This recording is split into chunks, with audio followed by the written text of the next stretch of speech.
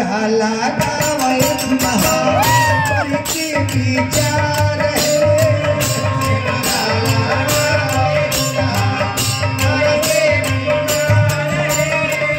यही ऋषि नूर में कौशल सब परिवार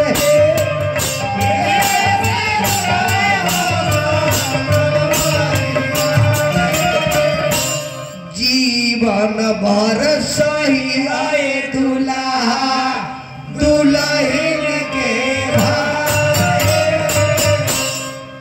एकरा बाद आगे के सतफेरा कोई जला शामसुनर भाई और पर क्रिया खाई जला कि आज के बाद दूसरा मेरा ऊपर नजर ना डाले एकरा पहले जो लेड़ के पतई पर टिकनी तो टिकनी